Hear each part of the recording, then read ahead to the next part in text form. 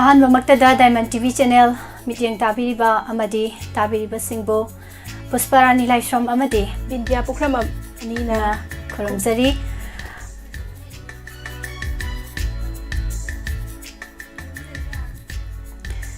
ꯊꯥꯒꯠꯆꯔꯤ ꯉꯁꯤꯗꯤ ꯃꯔꯨꯞ ꯑꯝꯕꯤꯀꯥ ꯍꯣꯏ ꯑꯍꯥꯟꯕꯒꯤꯕꯨꯗꯤ ꯏꯁꯩ ꯑꯍꯨꯝ ꯂꯧꯈꯠꯆꯔꯒꯦ ꯑꯗꯣ ꯃꯌꯥꯝꯅ ꯄꯥꯝꯅꯁꯨ ꯑꯗꯨꯝ ꯍꯥꯏꯕꯤꯕ ꯏꯁꯩ ꯑꯍꯨꯝ ꯇꯥꯃꯤꯟꯅꯔꯒ ꯑꯃꯨꯛ ꯏꯁꯩ ꯈꯟꯕꯒꯤ ꯁꯩꯁꯛꯄꯗꯤ ꯊꯝꯖꯔꯔꯣꯏꯒꯦ ꯃꯔꯛꯇ ꯏꯁꯩ ꯑꯍꯨꯝ ꯂꯧꯈꯠꯈ꯭ꯔꯕ ꯃꯇꯨꯡꯗ ꯑꯃꯨꯛ ꯍꯟꯅ ꯏꯁꯩ ꯑꯍꯨꯝ ꯈꯟꯕꯒꯤ ꯈꯨꯗꯣꯡꯆꯥꯕꯗꯨ ꯑꯃꯨꯛ ꯄꯤꯖꯒꯦ ꯑꯗꯨꯒ ꯃꯌꯥꯝꯗ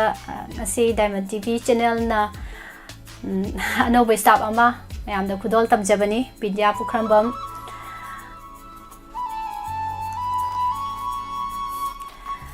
ꯕꯤꯟꯗ꯭ꯌꯥ ꯏꯁꯩꯗꯤ ꯃꯌꯥꯝ ꯌꯧꯔꯛꯈ꯭ꯔꯦꯀꯣ ꯋꯥꯍꯩꯁꯦ ꯇꯥꯏꯕꯪ ꯀꯅꯥꯅꯣ ꯊꯤꯡꯒꯗꯕ ꯃꯔꯨꯞ ꯑꯝꯕꯤꯀꯥꯅ ꯈꯟꯕꯤꯔꯛꯄꯅꯤ ꯑꯗꯣ ꯃꯃꯥꯡꯗ ꯃꯥꯡꯖꯧꯅꯅꯁꯨ ꯂꯥꯎꯊꯣꯛꯍꯧꯗꯕꯅꯤꯅ ꯃꯌꯥꯝ ꯋꯥꯔꯧꯕꯤꯔꯣꯏ ꯂꯥꯎꯊꯣꯛꯍꯧꯗꯕꯒꯤꯗꯃꯛꯇꯗꯤ ꯑꯗꯣ ꯏꯁꯩ ꯑꯍꯨꯝꯕꯨꯗꯤ ꯑꯗꯨꯝ ꯂꯧꯈꯠꯆꯔꯒꯦ ꯑꯍꯥꯟꯕꯒꯤ ꯈꯟꯕꯤꯔꯛꯄꯁꯦ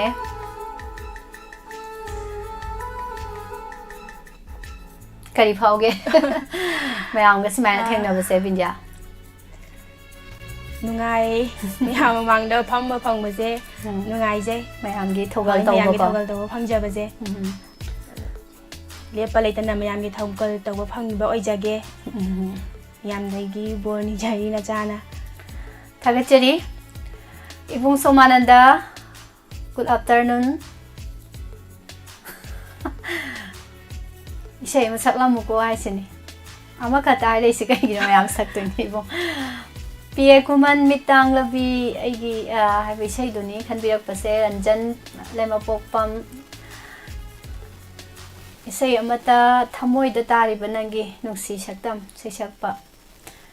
ꯊꯃꯣꯏꯗ ꯇꯥꯔꯤꯕ ꯅꯪꯒꯤ ꯁꯛꯇꯝ ꯅꯨꯡꯁꯤꯕꯤ ꯅꯨꯡꯁꯤꯕꯤ ꯇꯧꯕ ꯏꯁꯩꯗꯨꯅꯤ ꯏꯁꯩ ꯑꯍꯨꯝꯁꯤꯗꯤ ꯇꯥꯃꯤꯟꯅꯗꯧꯔꯕꯅꯦ ꯑꯗꯣ ꯊꯨꯁꯤꯟꯇꯤ ꯑꯣꯏꯅꯥꯝ ꯂꯨꯋꯥꯎꯕ ꯀꯅꯥꯗ ꯄꯤꯔꯨꯅꯤ ꯇꯧꯕ ꯏꯁꯩꯗꯣ ꯈꯟꯕꯤꯔꯛꯄꯅꯦ ꯑꯗꯣ ꯈꯨꯗꯣꯡꯆꯥꯕꯁꯦ ꯑꯅꯤ ꯂꯩꯔꯤ ꯏꯁꯩ ꯈꯜꯂꯛꯄꯒꯤ ꯏꯁꯩ ꯑꯍꯨꯝ ꯂꯧꯈꯠꯈ꯭ꯔꯀꯥꯟꯗ ꯖꯤꯠ ꯁꯂꯥꯝ ꯑꯃꯔꯖꯤꯠ ꯁꯪꯒꯤꯇꯥꯅꯤꯅ ꯁꯛꯄ ꯎꯏꯅꯤꯡꯂꯦ ꯎꯏꯅꯤꯡꯂꯦ ꯍꯥꯏꯕ ꯏꯁꯩ ꯃꯔꯨꯞ ꯁꯪꯒꯤꯇꯥ ꯁꯟꯗ꯭ꯌꯥ ꯋꯥꯏꯈꯣꯝꯅ ꯔꯟꯕꯤꯔ ꯊꯧꯅꯥꯒꯤ ꯃꯤꯀꯞ ꯃꯤꯔꯥꯎ ꯈꯣꯟꯅ ꯊꯜꯂꯦ ꯃꯈꯥ ꯇꯥꯕ ꯏꯁꯩꯁꯤꯡꯁꯤꯗꯤ ꯍꯣꯔꯦꯟ ꯂꯥꯎꯊꯣꯔꯛꯄ ꯇꯥꯏꯃꯤꯡꯗꯣ ꯏꯁꯩ ꯑꯍꯨꯝ ꯇꯥꯈ꯭ꯔ ꯃꯇꯨꯡꯗꯣ ꯑꯗꯨꯗ ꯑꯃꯨꯛ ꯇꯥꯁꯤꯀꯣ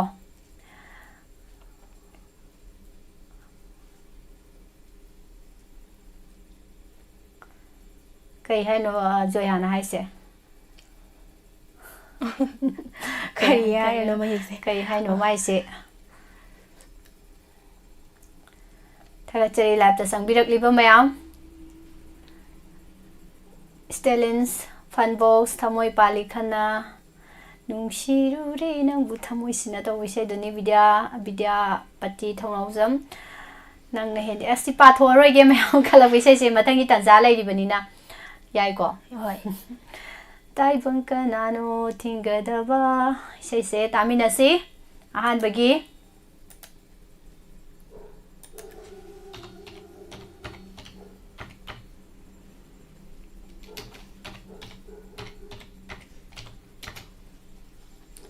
ꯃꯔꯨꯞ ꯑꯝꯕꯤꯀꯥꯅ ꯈꯟꯕꯤꯔꯛꯄ ꯏꯁꯩꯅꯤ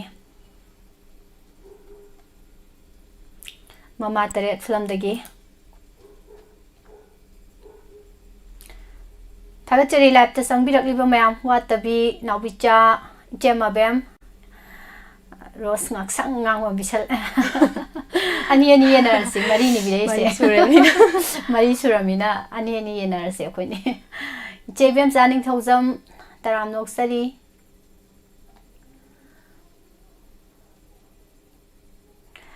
ꯂꯤꯟꯊꯣꯏ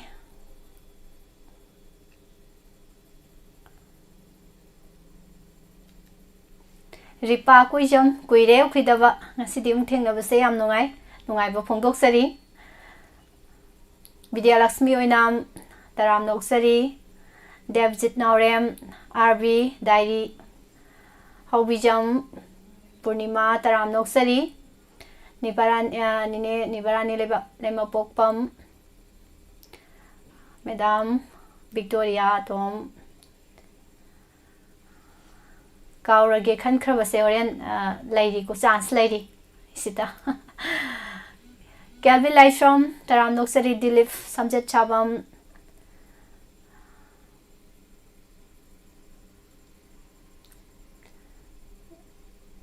Jesila Case Ahan bagi maru ambikana khan birak pai sai se mayam puna taminar se udal tamjage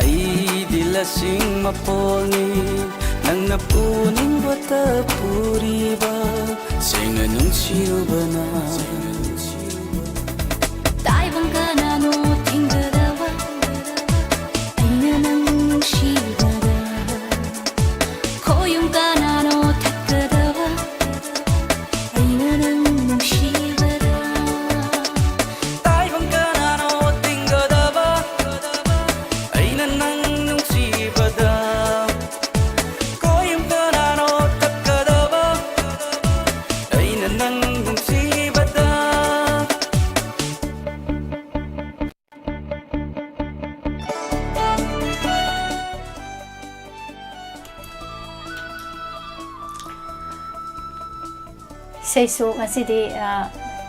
khanbagi khudong sabasi su matek pirabanina seisu tena taminasi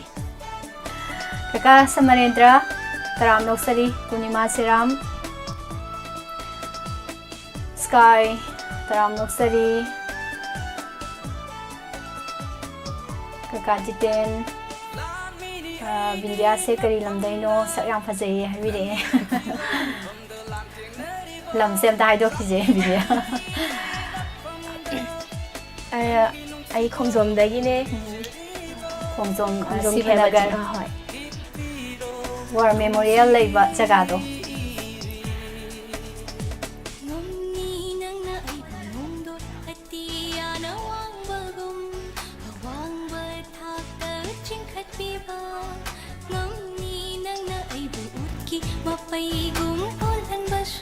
Punima Seramna su staff anauba mingse Bindia haibane. Hoi Bindia. Bubbly nong taram nong sari. Kanano khang di aisin Bubbly nong. Ngasitang mayamgi ngasitang program si saru yabada ngairi. Bindia ni ngasidai di dum mayam khang ba horadam ni.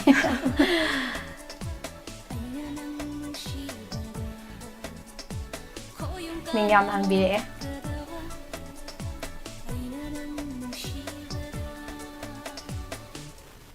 Semsa Sonia taram noksari. Amarjit Kuman.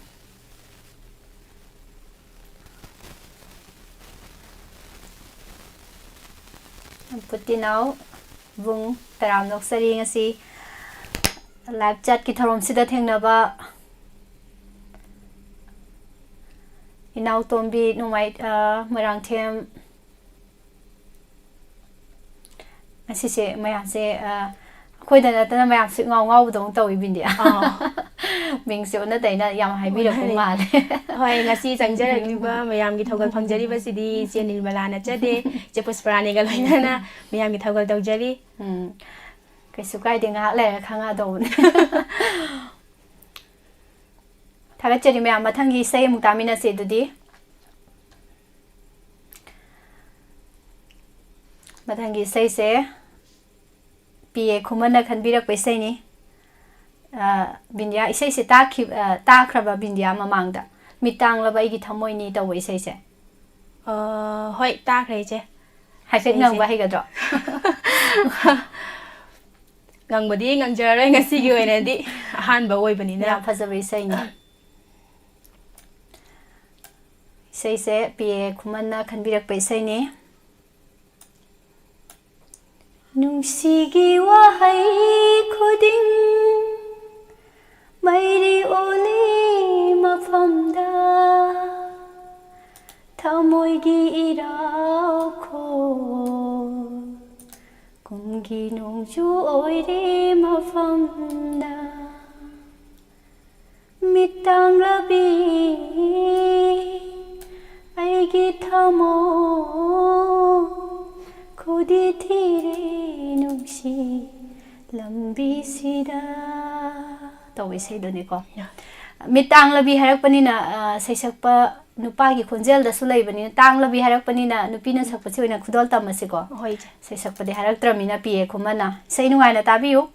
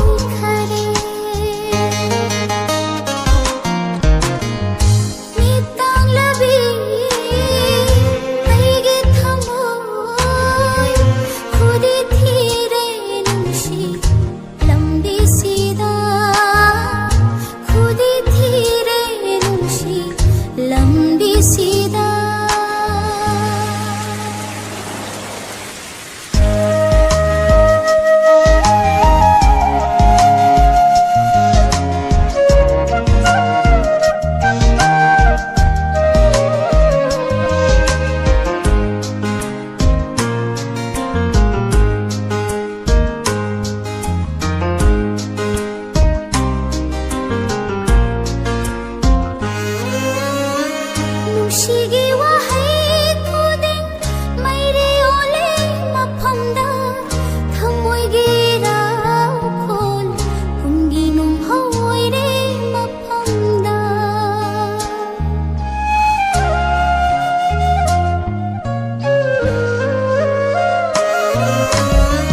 ꯅꯨꯡꯁꯤꯒꯤ ꯋꯥꯍꯩ ꯈꯨꯗꯤꯡ ꯃꯩꯔꯤ ꯑꯣꯜꯂꯦ ꯃꯐꯝꯗ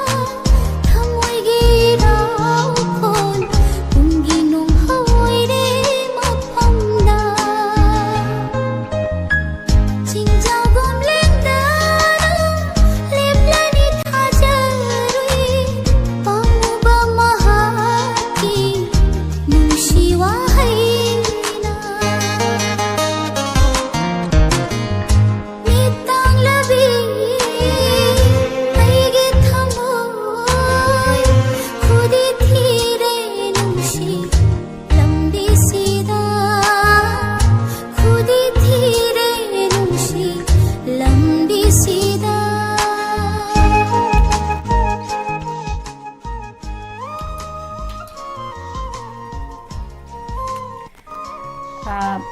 Bindya Ibem Bisak Devi na laise. Ako'y sat yawarsidhi Ibem Bisa haisina Joya ne buko sat yawarsina.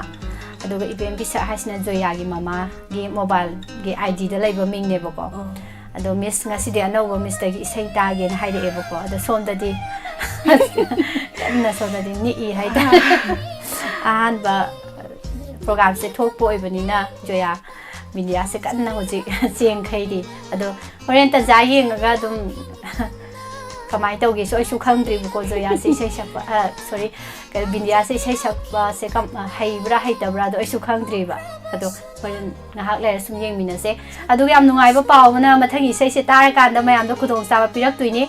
aduga mamangi laibak phaba oigraba sei lokhat khraba singdi amohana sei khanbagi khudong sa ba laijaroi aduna mayam ready da sem saraga laibiro sei amagi matungda amoi sei khanbagi tanja do mayam da pijarani naubilwang taram noksari ngasidi wakhal se kaino mi taw tawe aduna chithaba sudum yaram do male live ta laibiro mayam se ming pa thokpa ado chat kharga yaubiro comment kharga tawbiro unaba mathangi round da dum Irengbam Jiten Singh good afternoon taram noksari Raseswari oinam taram noksari aine sei khanba khudingi machet ta taba phangni haisini mama rani bala lai sangthem taram noksari mama adum Bindya sum yengsalu ko type ta lai ba mayam se koi family amatani haitare khangdingai gidi khangde khanga akanda di family oi aduna iche mama tada sing aktani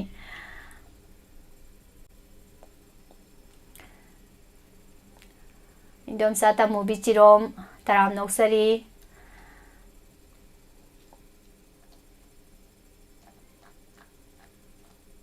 thaibema thoksom DK thokna haisi khainu hangde o Miss Anobi ama yora male comment copy se nungairi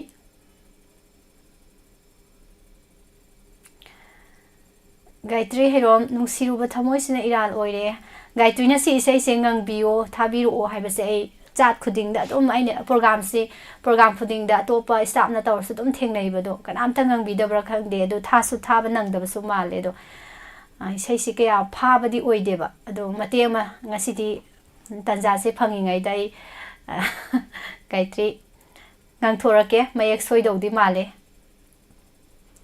nungsiruba thamoi sina iral oire Warak jabangam drata moisigi maralni Lanjari ay nangonda lanjari Jai biramo na chinte na ba Mapoktare lakmi oy na pokta na ba Ay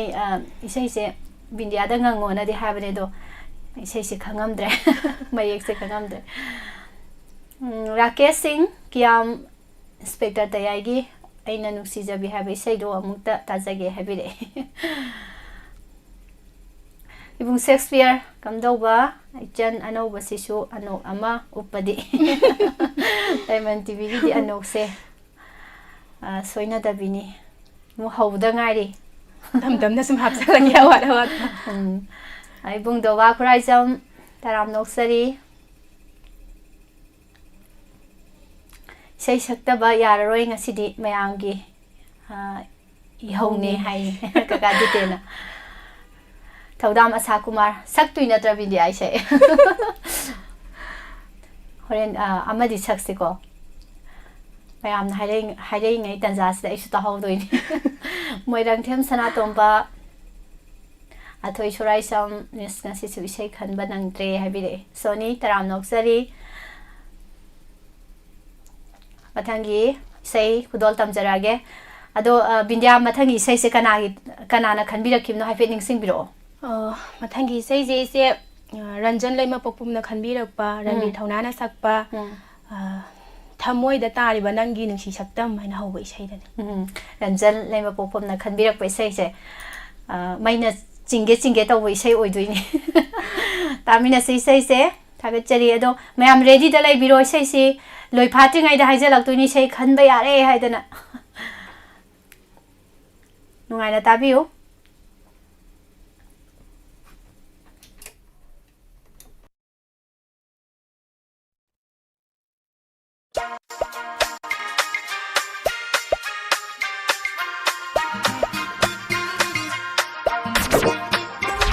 Hey girl, I wanna be with you every moment, every night and day. I wanna make you hot, I wanna make you cool, so cool,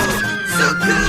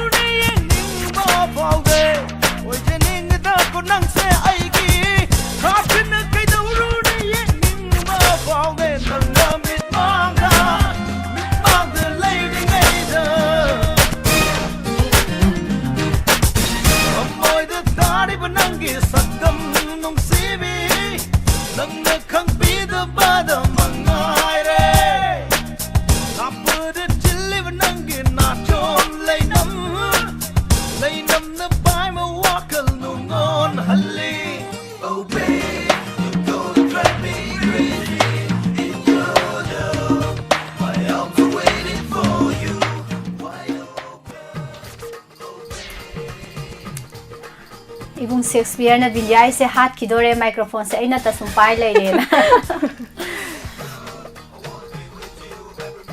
खरा पाइसलो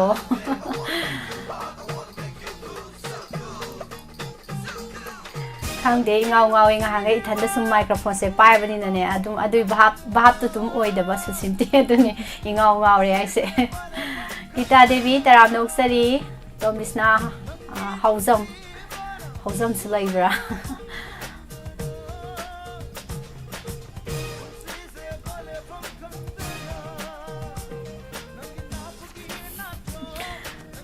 Amo su sugala ke kai no ni nok tana sulai adro ye kumana kai no sugali jaje amo su sugala ke um su nolak ke kai no ne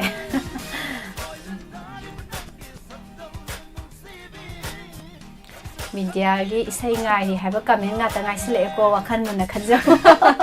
sei je sakta ba yaroi duri bra kanom tawre se tawri je sakta ba di sunga ya roi hoi sum hai nai ne Diamond TV gi staff lo bu da di sei hai ta ba staff ti chang be ya lambi da theng na ba kan da ne wari ma lai Diamond TV da staff oi gi har ga di sei sakta ba se ya sei sakpa hai ga da bara bu oi bara hangak pa yawe aduna haitasu hainaba hotnaraga ko isai sakpa jidi haitabdi su aya roi aina sum khanbada ado kamai tawseba mayam isai ngari ni am haire si comment se yang hodraga di mathagi isai khanbagi comment yeng duini na mayam matam ngahak lawjari ni ko aro bi ba de Supriya Wangsamna su Miss Anobi gi isai khorang ngairi habire Babli lo ngasi di ensang hauram do mali Anobi lakpani insang di hawe do Anobi ji cha hodre thagachari lembi lema pokpam ngasi da han boina yawba phangzare habire thank you ahan ba thengnaba taram na uksari ibung songananda kai sei no isai kauni ko isai maming haira khangraba za lai u hodre ne ko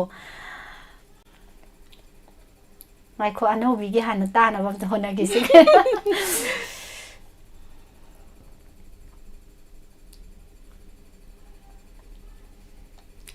thagachari mayam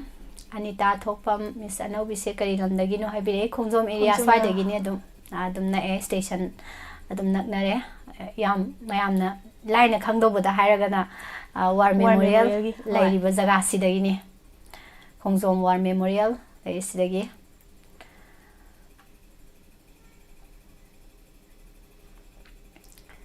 thagachari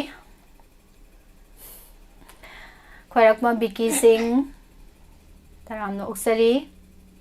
Sky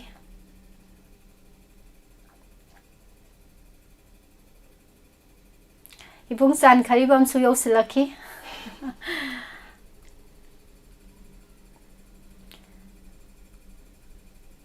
sor tat na sukai de saglo se Nandini iche su live yosale yam no ngai taram no uksari che Inau Anoba ma yawram ale habire iche inau se bindia ko we khongjom area swai dagi ne palmai taram noksari ts nirupama comment adum patho su yai ko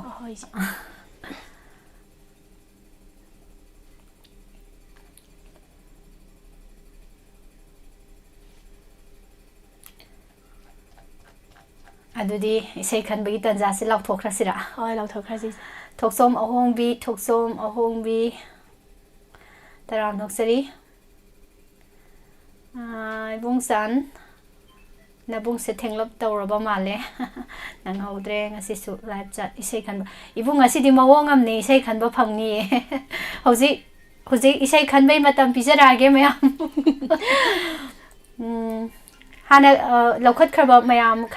khanbi raktaba yare khanba isai lokhat lawdaba sing khaktama khanbiyo isai khanbi rakpa aina yare haidri ko isai khanba hojale yare haidri ko mayam sai de ye lai mangal le do sai ga ta ga sini se sigi smai to se isai aina khanba yare haidri khanjala khreba ado amtanga chance pijage isai se aina isai se haraga bidyana yare ta haibiro ko natradi isai khanba yare haise Yare. isai khanba yare Isai sidagi khanba laujage yare ni. lau thokti gai de khanjalak pase pok ngawe ba duna hoji yeng ba horadam ne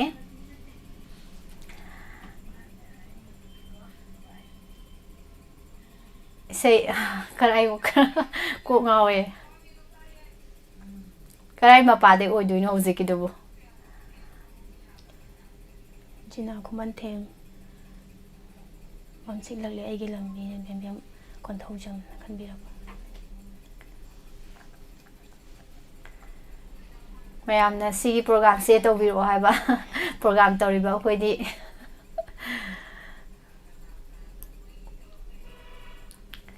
tak launa tharak paga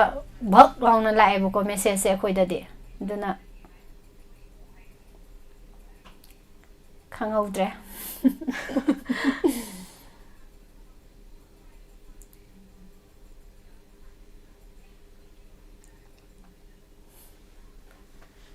si thorum se matung tawroi si ko ngawe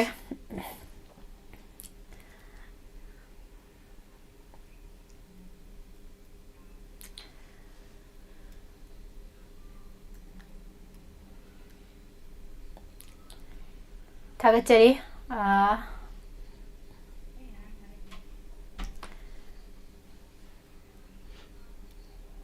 런베기 세양 칸비 ngasi se Hoi ran bi hoi 런베 jai nga ta ngai re ngasi ki cha chi di.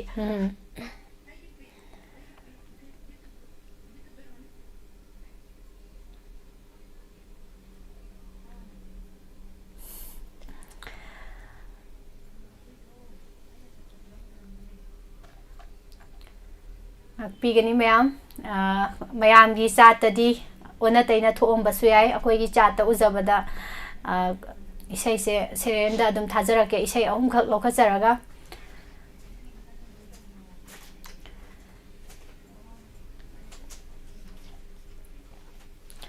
maru sandia wai khom gi sei ranbi thongna na sakpa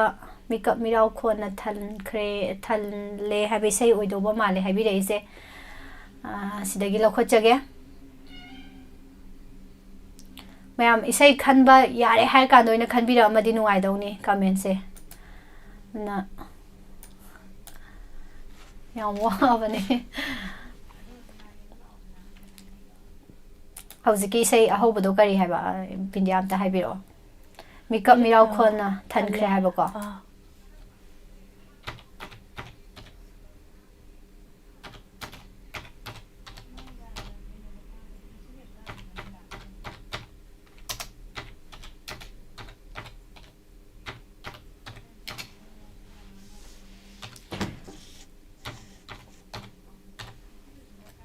mayamna di sei se taning bane hemandana sigi program se tawbiu na haiba du tawrakanda di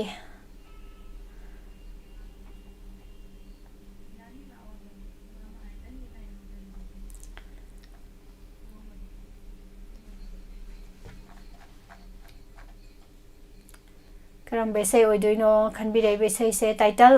title di onna bani ne tawrise okay ai bu nusiba ngamdraba si oina tamina si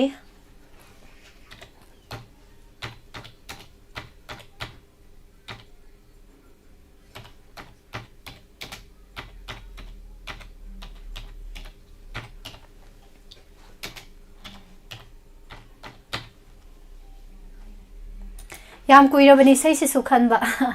athoi sorai samna live chat khuding da khanbane ado sei se oina kudol tamjage asai marup sadiana khalak pai sei se title se koida leitre duna kudol tamjage sei se oina puna tamina si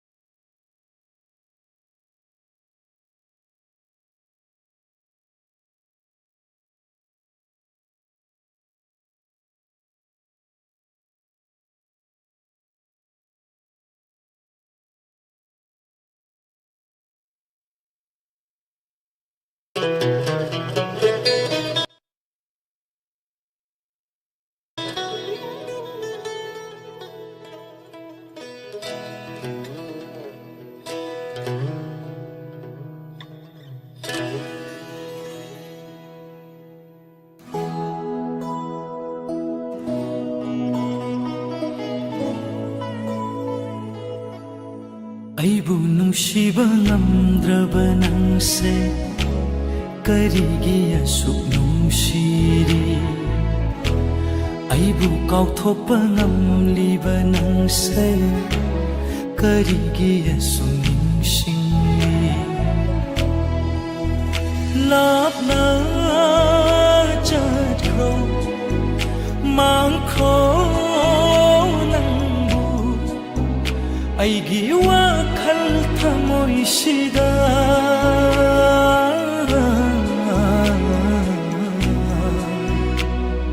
ꯅꯩꯁꯤꯟꯗꯨꯅ ꯂꯩꯔꯅꯨ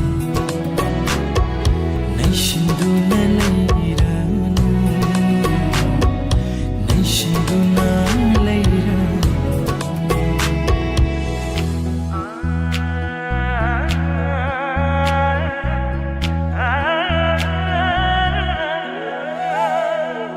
ꯅꯪꯅ ꯍꯤꯡꯂꯤ ꯃꯣꯃꯣꯟ ꯅꯣꯛꯇꯨꯅ ꯅꯨꯡꯉꯥꯏ ꯌꯥꯏꯐ ꯄꯨꯟꯁꯤꯗ ꯑꯩꯅ ꯍꯤꯡꯂꯤ ꯃꯩ ꯆꯥꯛꯈ꯭ꯔꯥꯡꯗꯨꯅ ꯁꯤꯕꯨ ꯄꯨꯟꯁꯤ ꯍꯥꯏꯗꯨꯅ ꯍꯣ ꯆꯦꯈꯥꯏꯍꯜꯂꯣ ꯃꯥꯂꯦꯝꯁꯦ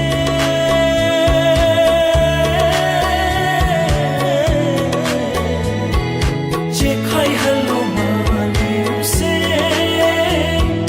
ꯅꯪꯒ ꯑꯩꯒ ꯊꯦꯡꯅꯗꯅꯕ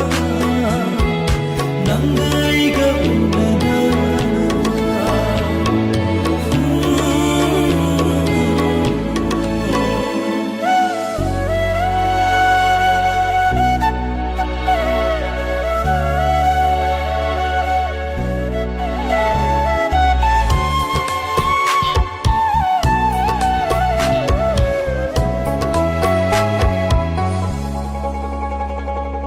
ꯀꯜꯂꯕ ꯅꯣꯡꯖꯨ ꯆꯨꯊꯔꯣ ꯅꯪꯁꯨ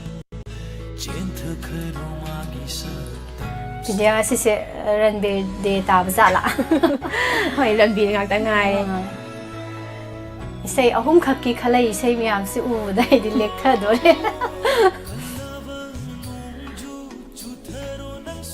ꯁꯌꯥꯔꯥꯅꯤ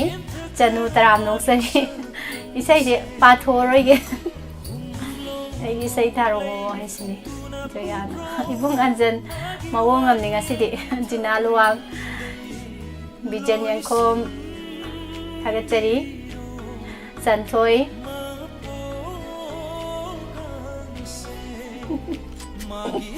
ꯁꯤꯡꯒꯔ ꯍꯥꯏꯔꯒ ꯇꯧꯕ ꯆꯞ ꯃꯥꯟꯅꯗꯣꯏꯅꯤ ꯁꯤꯡꯒꯔꯒꯤꯁꯨ ꯁꯤꯗꯤ ꯑꯩꯗꯤ ꯁ꯭ꯋꯥꯏꯗꯒꯤ ꯅꯠꯇꯦ ꯑꯗꯣ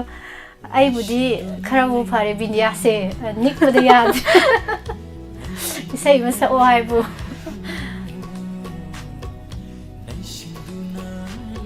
ꯃꯃꯥ ꯏꯕꯦ ꯌꯥꯏꯃꯒꯨꯔꯨ ꯃꯌꯨꯝ ꯇꯔꯥꯝꯅꯣꯛꯆꯔꯤ ꯏꯆꯥ ꯏꯕꯦꯝꯁꯦ ꯑꯅꯧꯕ ꯑꯦꯡꯀꯔꯁꯦ ꯀꯔꯤ ꯃꯤꯡ ꯀꯧꯕꯤꯕꯒꯦ ꯍꯥꯏꯕꯤ ꯃꯥ ꯕꯤꯟꯗꯤꯌꯥ ꯀꯧꯋꯦ ꯂꯩꯁꯥ ꯈꯨꯃꯟ ꯏꯆꯦ ꯂꯩꯁꯥ ꯈꯨꯃꯟ ꯇꯔꯥꯝꯅꯣꯛꯆꯔꯤ ꯀꯃꯦꯟꯕꯨ ꯄꯥꯒꯗ꯭ꯔꯥ ꯁꯤꯗꯤ ꯃꯩ ꯇꯥꯕꯤꯅꯤ ꯃꯃꯥ ꯏꯕꯦꯝꯃꯟ ꯅꯤꯡꯊꯧꯈꯣꯡꯗꯒꯤ ꯇꯔꯥꯝꯅꯣꯛꯆꯔꯤ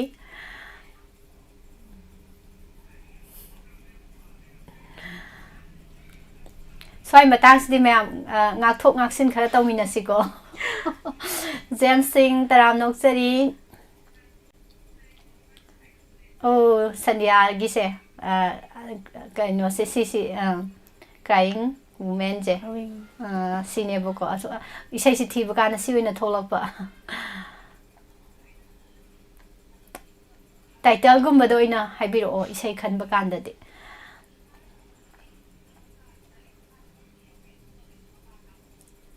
ꯊꯥꯒꯠꯆꯔꯤ ꯃꯊꯪꯒꯤꯁꯦ ꯕꯤꯟꯗꯤꯌꯥ ꯀꯔꯝꯕ ꯇꯥꯈꯤ ꯃꯊꯪꯒꯤꯁꯦ ꯑꯝꯇ ꯍꯥꯏꯕꯤꯔꯛꯑꯣ ꯉꯁꯥꯏꯒꯤ ꯀꯩꯅꯣꯒꯤ ꯑꯊꯣꯏ ꯁꯣꯔꯥꯏꯁꯝꯒꯤ ꯂꯧꯈꯠꯈ꯭ꯔꯕ ꯃꯇꯨꯡꯗ ꯂꯩꯕ ꯏꯁꯩ ꯔꯤꯇꯔꯟ ꯕꯦꯛꯅ ꯈꯟꯕꯤꯔꯛꯄ ꯏꯁꯩꯅꯤ ꯃꯊꯪꯒꯤꯁꯤꯅ ꯀꯔꯤ ꯏꯁꯩꯅꯣ ꯈꯟꯕꯤꯔꯛꯏꯁꯦ ꯄꯨꯡꯉꯝꯗꯕ ꯆꯩꯅꯥ ꯍꯥꯏꯅ ꯍꯥꯏ ꯑꯣ ꯀꯩꯅꯣ ꯑꯊꯣꯏꯒꯤ ꯃꯊꯪꯗꯀꯣ ꯒꯤꯇꯥ ꯑꯣꯏꯕꯀꯣ ꯒꯤꯇꯥꯅ ꯈꯟꯕꯤꯔꯛꯄ ꯏꯁꯩꯁꯦ ꯀꯨꯟꯖꯕꯤ ꯍꯥꯔꯤꯅ ꯁꯛꯄ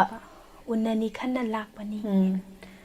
उन्ननी खन लाक्पनी उन्नदहनबा तारिदो लाक्लमी हाइना तंबियुको हंगलमी हाइना हाइबियो लाक्लमी हाइना तंबियुको नुंसिरमरु मयामना ताबिनसे गीता देवी ने खनबिरकपा कुंजबी हारिगी खोंजालदा सकलेबा इसै मनोरंजन सैरेंबा Saini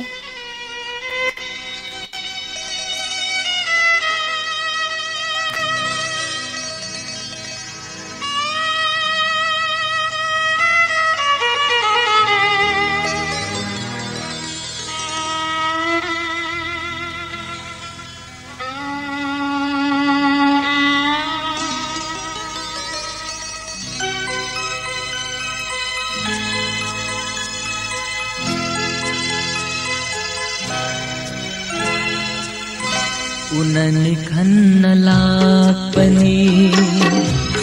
उनदहनबा तारिदो लाक्लमी हाइना तंबियुको हंगलमी हाइना हाइबियो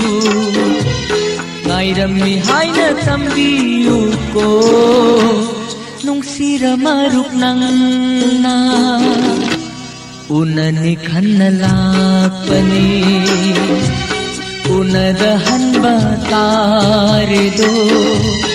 unani khanna lakpani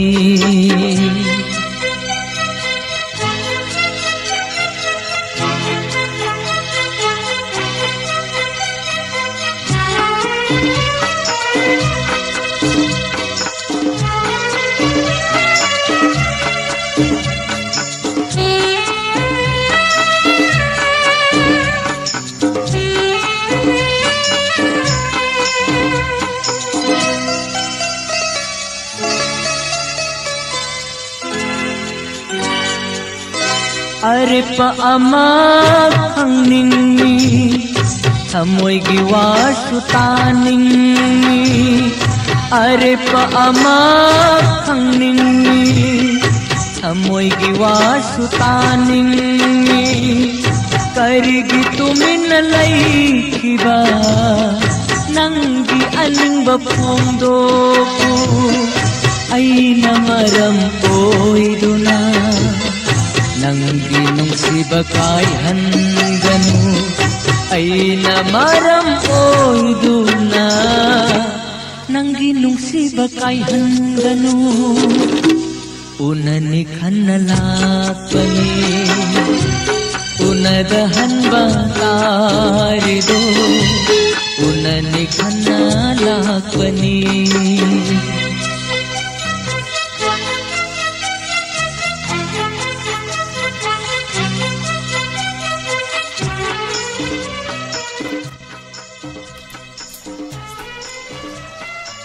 Natamna kanabu sungai bide Dumaksat ki Sanatombi Singha Manipur gi irang karam tauri bage kasadagi oiba male ko yang se amuksu ingba male amuksu sai amuksu ingi adum tau leire loisin ba naidre Thoibi Devi nungsibani sai se Thoibi se sum udaba se nungaite ne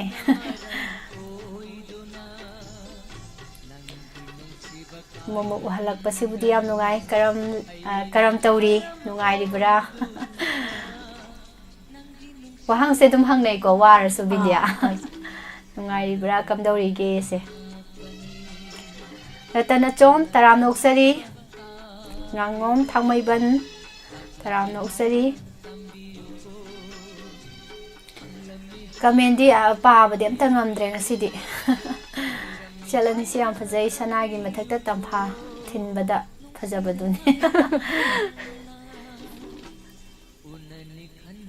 ꯀꯩ ꯍꯥꯏꯅꯕꯨ ꯊꯥꯒꯠꯇꯣꯏꯅꯣ ꯈꯪꯗꯦꯗ ꯀꯥꯖꯤꯇꯦꯟ ꯆꯦ Maria ꯇꯔꯥꯝ ꯅꯣꯛꯆꯔꯤ ꯊꯕꯛ ꯆꯤꯟꯈ꯭ꯔ ꯃꯥꯅꯤ ꯆꯦ ꯈꯣꯏꯁꯨ ꯃꯤꯁ ꯅꯨꯡꯁꯤꯕꯗ ꯍꯥꯏꯕ ꯏꯟꯕꯤꯅꯤ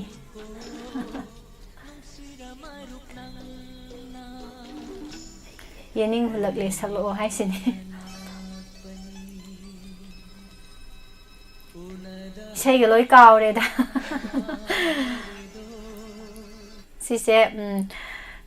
sum ahan boy banina bindia su sum kai haiduino haibam tawon khangdaba mayam gi comment se uraga dum mathanta paknok ta leire ado haifet live ta leiba mayam se haifet kaino tawro dana kaudana bindia kaudre haigana mayam na ngasai dagi bindia gi sei ta do ge ngai banina kabo sidagi de dum kaino tawrok taw ngatani mayam na hairak ti da saklak taw ngatani boko ado ngasigi mayam se harauba phongdok poina ngasi ahanba bindia na mayam gi seba taw ahanba oina isei mate matang bindia gi khonjel dagi marak thatna khudol tambiyo aina sahande ne ngodoina warorok patare mayam sina ai ngasai dei haijari ni go bindia da mayam na ta da bai ni masakro na do ngasi ahanba oibagi sum ithak thakat boy kai boy tawba sida isei se phajaroi drana sum tawbagi ne ado namdana sahanjarage mayam khubak ready da leibiro microphone fire ga mate ma tawsi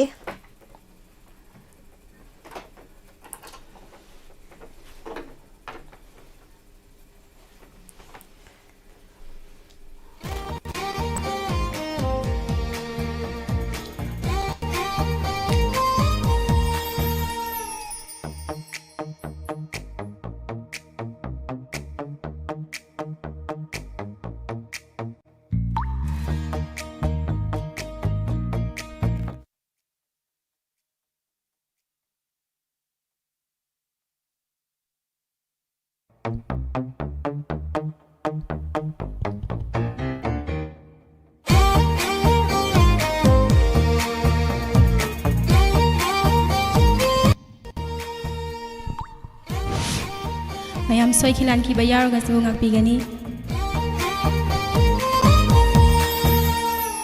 aigi thamoi sina nangi wajaba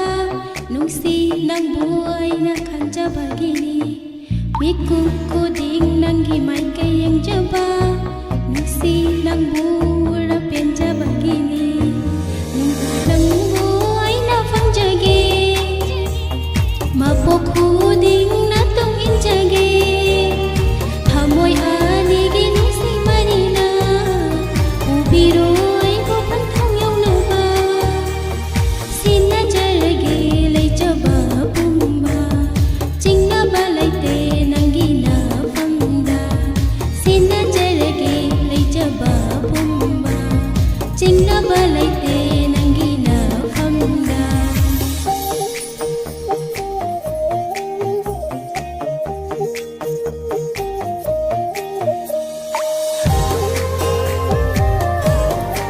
mayam na khang da bai wani ko ai wanda lona ai ne bindia na ni undi don nei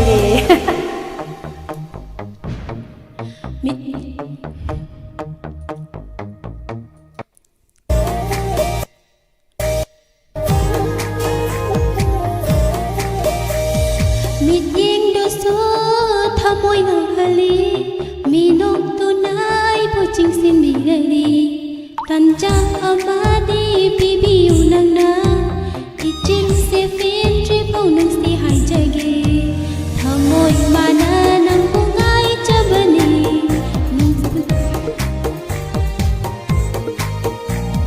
na tung in jage mo nok jage lepiro nang nai gi dama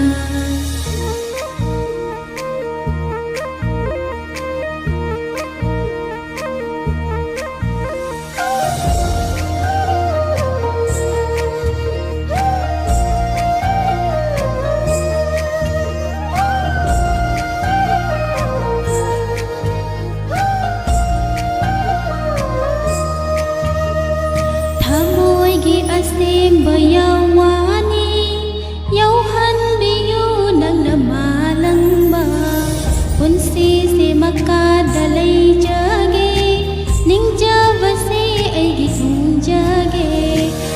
ꯑꯁꯤꯗ ꯂꯤꯁꯤꯡ ꯂꯛ ꯅꯨꯡꯁꯤ ꯍꯥꯏꯔꯁꯨ ꯌꯧꯒꯦ ꯉꯝꯗꯦ ꯐꯥꯎꯔꯤꯕ ꯊꯃꯣꯏꯒꯤ ꯏꯍꯨꯜ ꯅꯨꯖꯥ ꯑꯩꯒꯤ ꯁꯦꯡꯂꯕ ꯃꯄꯣꯛꯁꯤꯒꯤ ꯅꯨꯡꯁꯤꯕ ꯅꯨꯡꯁꯤꯅ ꯐꯝꯗꯩ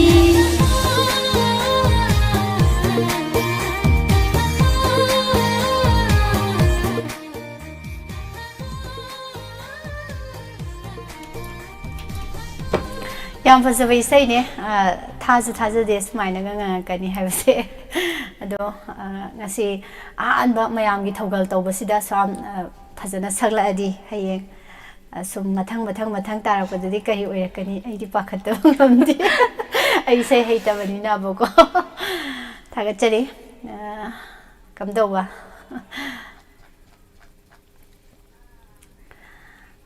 ꯈꯨꯕꯥꯛ ꯌꯥꯝ ꯈꯨꯕꯤꯔꯛꯑꯦ ꯃꯌꯥꯝ ꯈꯨꯕꯥꯛ ꯉꯥꯛꯇꯪ ꯋꯥꯏꯖꯕꯁꯤꯒꯤꯗꯃꯛꯇ ꯃꯌꯥꯝ ꯉꯥꯛꯄꯤꯒꯅꯤ ꯊꯥꯒꯠꯆꯔꯤ ꯃꯌꯥꯝ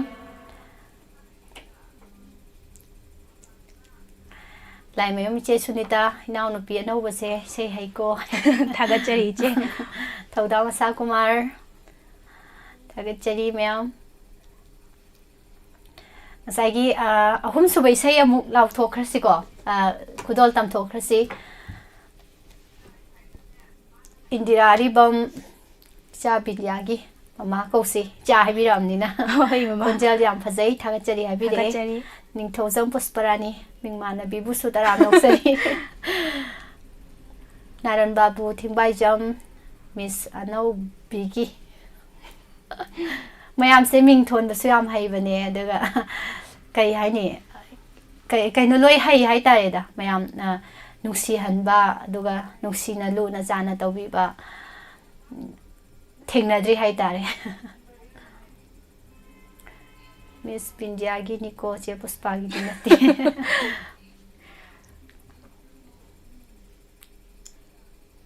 ꯏꯕꯨꯡ ꯆꯥꯅꯁꯨ ꯊꯥꯒꯠꯄꯤꯔꯦ ꯌꯥꯝ ꯅꯨꯡꯉꯥꯏ ꯏꯆꯦ ꯆꯥꯎꯕꯤ ꯏꯖꯝ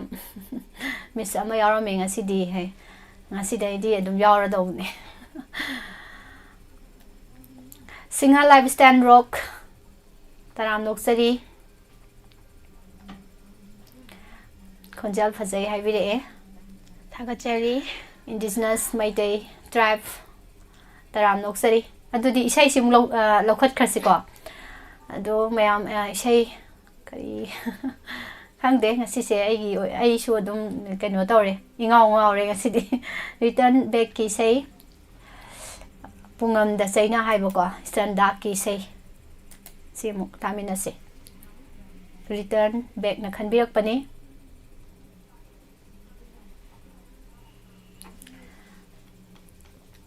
ꯏꯁꯩ ꯊꯥꯕꯗ ꯉꯁꯤꯁꯦ ꯅꯦꯠꯁꯦ ꯈꯔ ꯆꯞꯄꯦ ꯑꯗꯨꯅ ꯊꯥꯕꯒ ꯂꯥꯛꯇꯕ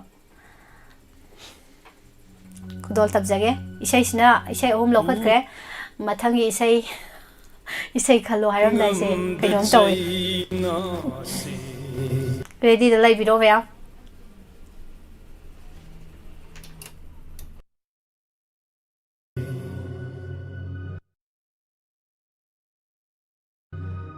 ꯊꯃꯣꯏꯗ ꯋꯥꯔꯕ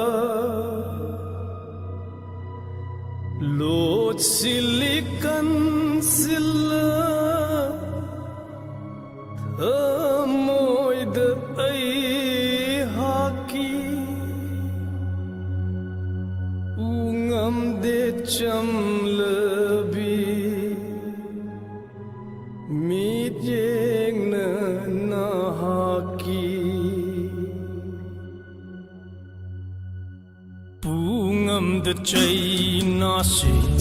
ꯊꯃꯣꯏꯗ ꯋꯥꯔꯕ ꯂꯣꯠꯁꯤꯜꯂꯤ ꯀꯟꯁꯤꯜꯂ ꯊꯃꯣꯏꯗ ꯑꯩꯍꯥꯛꯀꯤ ꯎꯉꯝꯗꯦ ꯆꯝꯂꯕꯤ ꯃꯤꯠꯌꯦꯡꯅ ꯅꯍꯥꯛꯀꯤ ꯇꯥꯔꯤꯕ ꯁꯛꯇꯝꯁꯤ ꯃꯥꯏꯊꯣꯡꯗ ꯑꯩꯍꯥꯛꯀꯤ ꯆꯠꯅ ꯃꯤꯡꯁꯦꯜꯒꯤ ꯃꯃꯤꯅꯤ ꯁꯦꯡꯗꯕ ꯎꯉꯝꯗꯦ ꯆꯝꯂꯕꯤ ꯃꯤꯠꯌꯦꯡꯅ ꯅꯍꯥꯛꯀꯤ ꯆꯝꯁꯤꯟꯅ ꯃꯥꯏꯊꯣꯡꯅ ꯇꯥꯛꯊꯣꯛꯇꯦ ꯑꯩꯍꯥꯛ haki ning khaira asa se ning batangai raba ungam de chamlabi mi jeng na haki ungam de chamlabi mi jeng na haki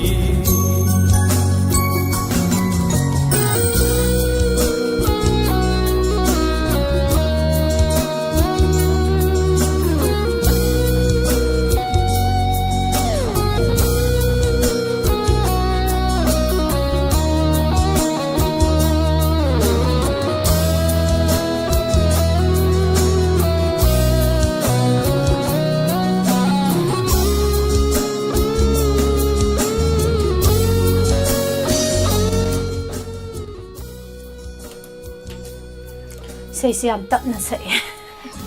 ꯃꯌꯥꯝꯅ ꯁꯣꯝꯗ ꯕꯤꯖꯤ ꯌꯥꯝ ꯑꯣꯏꯔꯀꯥꯟꯁꯤꯗ ꯊꯥꯒꯠꯆꯔꯤ ꯃꯌꯥꯝ ꯍꯟꯅ ꯏꯟꯗꯤꯌꯥ ꯏꯁꯩ ꯃꯇꯦꯛ ꯑꯃ ꯉꯥꯡꯕꯁꯦ ꯃꯌꯥꯝ ꯌꯥꯝ ꯊꯥꯒꯠꯄꯤꯔꯝꯃꯦ ꯀꯃꯦꯟꯁꯦ ꯂꯣꯏꯅ ꯄꯥꯕ ꯉꯝꯗꯕꯒꯤꯅꯤꯀꯣ ꯑꯗꯨꯕꯨ ꯃꯌꯥꯝꯅ ꯍꯥꯏꯕꯤꯔꯛꯄ ꯂꯣꯏ ꯌꯦꯡꯖꯩ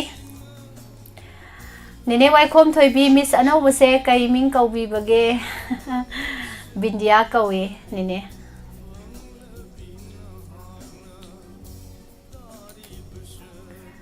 ꯂꯩꯅꯥ ꯐꯖꯕꯤ ꯇꯔꯥꯝꯅ ꯑꯣꯛꯆꯔꯤ ꯃꯃꯥ ꯁꯅꯥꯇꯣꯝꯕꯤ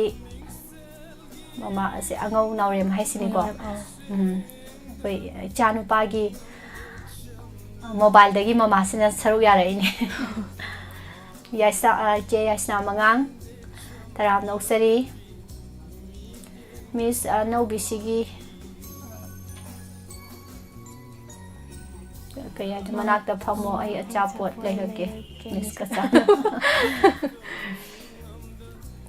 ꯃꯤꯡ ꯑꯃ ꯁꯠ ꯍꯥꯏꯌꯨ ꯑꯗꯨꯒꯤ ꯃꯇꯨꯡꯗꯩ ꯈꯜꯂꯁꯤ ꯍꯥꯏꯅ ꯀꯟꯐ꯭ꯌꯨꯁ ꯆꯠꯇꯅꯕ ꯈꯟꯖꯟꯕꯤꯔꯛꯈꯤꯅꯨꯀꯣ ꯑꯩ ꯀꯣꯛ ꯉꯥꯎꯗꯅ ꯇꯥꯒꯦ ꯇꯧꯏ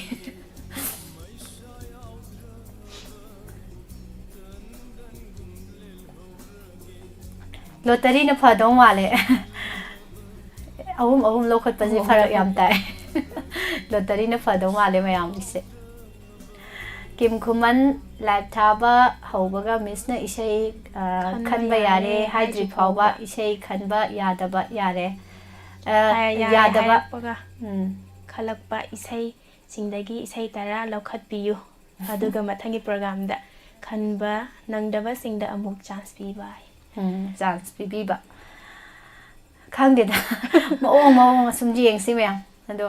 ꯃꯌꯥꯝꯗꯤ ꯇꯨꯃꯤꯟꯅ ꯐꯝꯃꯒ ꯃꯦꯠꯂ ꯂꯩꯕꯅꯦ ꯑꯩꯈꯣꯏꯗꯤ ꯌꯦꯡꯕ ꯑꯃ ꯌꯥꯎꯔꯛꯏꯅꯦ ꯃꯤꯠꯁꯦ ꯂꯪꯊꯣꯛꯇꯅ ꯑꯗꯨꯅ ꯖꯣꯌꯥꯒꯤꯗꯗꯤ ꯐꯥꯁ ꯇꯥꯏ ꯍꯥꯏꯈꯤꯕꯗꯣ ꯉꯁꯥꯏ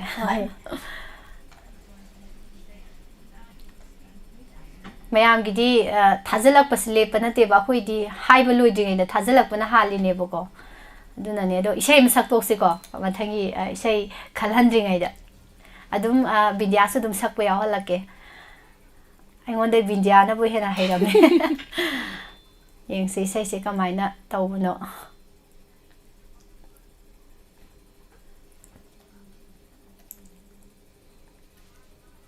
ꯅꯦꯠꯁꯦ ꯌꯥꯝ ꯇꯞꯄꯦ ꯉꯁꯤꯗꯤ ꯏꯁꯩ ꯊꯥꯔꯝꯗꯥꯏꯁꯦ ꯃꯇꯝ ꯈꯔ ꯈꯔ ꯂꯧꯔꯦ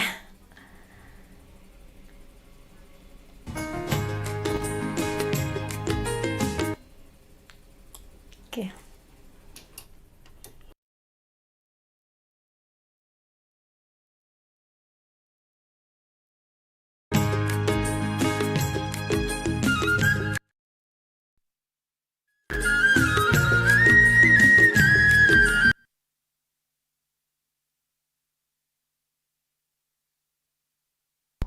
ꯅꯨꯡꯉꯥꯏꯇ꯭ꯔꯦ ꯅꯦꯠꯁꯦ ꯌꯥꯝꯅ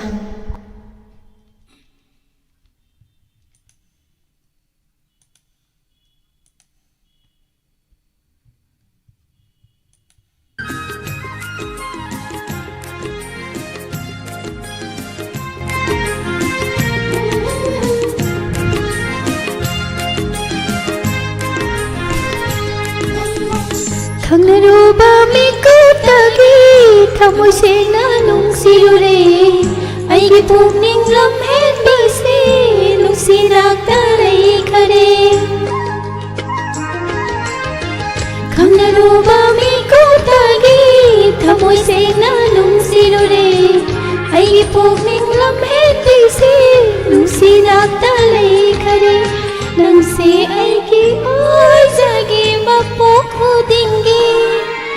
ꯁꯤꯔꯕꯁꯨ ꯅꯪꯕꯨꯗꯤ ꯊꯥꯗꯣꯛꯂꯔꯣꯏ ꯑꯩ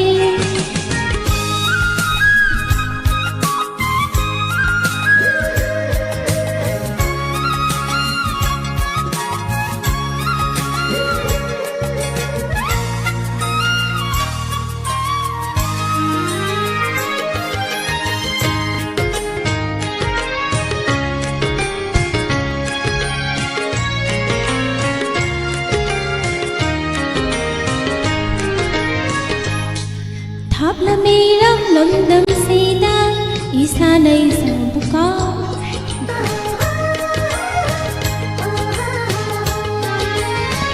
ꯃꯤꯠꯀ ꯃꯤꯠꯀ ꯆꯥꯟꯅꯕ ꯏꯁꯥꯕꯨ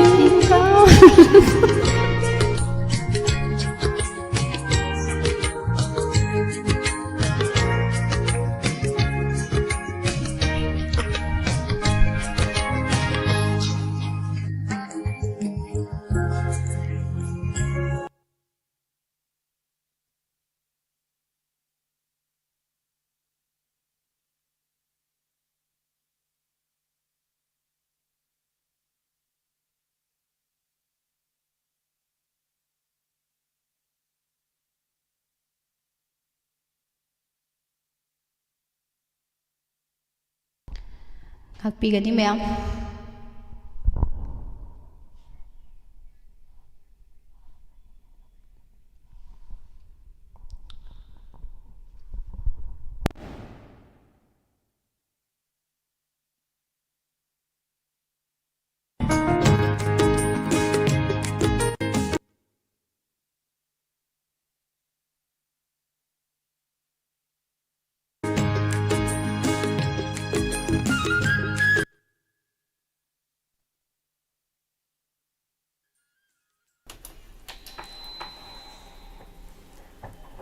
ꯅꯦꯠꯁꯦ ꯌꯥꯝ ꯅꯨꯡꯉꯥꯏꯇ꯭ꯔꯦ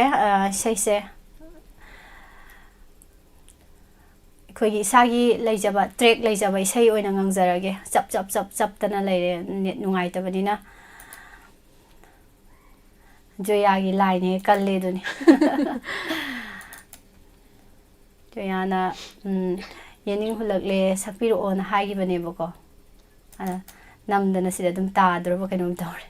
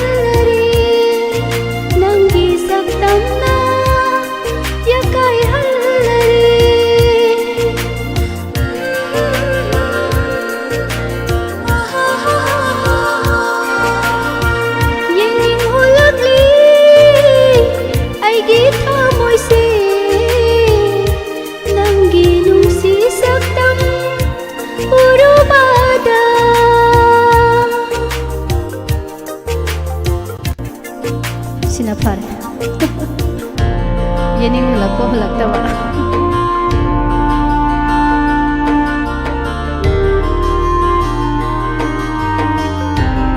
Binyas lub yaw sa law say say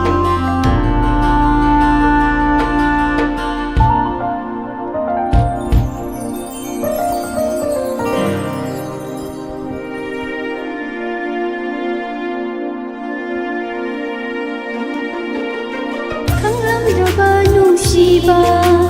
강하들리 낭나 우루바이 루바다 낭기 수맛 바삭담 알기다 오이닝바나 가만가수 하이라게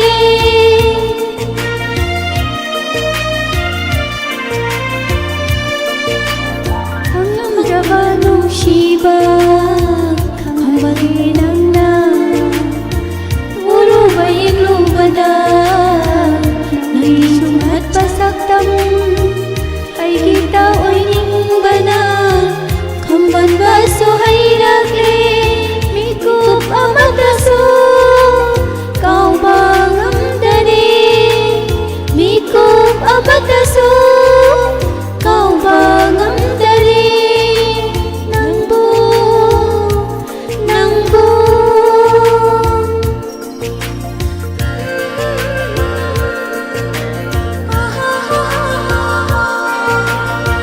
Yening hulagli ay gita mo'y nang inong sisaktam puro bana nang inong sisaktam puro bana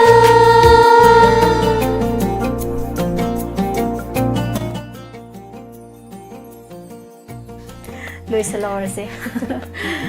say fasakrabi say say 시 나오 장데나 꼭지네 셴복게 Sigi sigumbaji sumayam taba phangpondedako aduna ta thokpo kasu kaide adu yam sangnadi tahalaroi seba ado lautho asiko lautho tingai da mayam khanda di khanjan birakanu lautho pada di ngai minase 야레 하라간다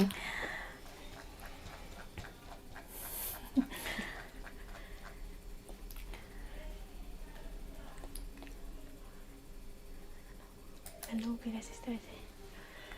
Thagachari mayam nawbiluang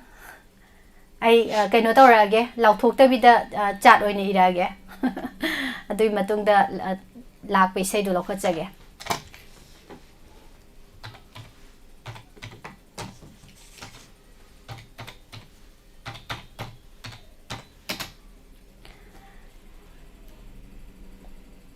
Thagachari lanchenbi rom Pukri mapal, irom pukri mapal. Fazana sakpi khre haisni.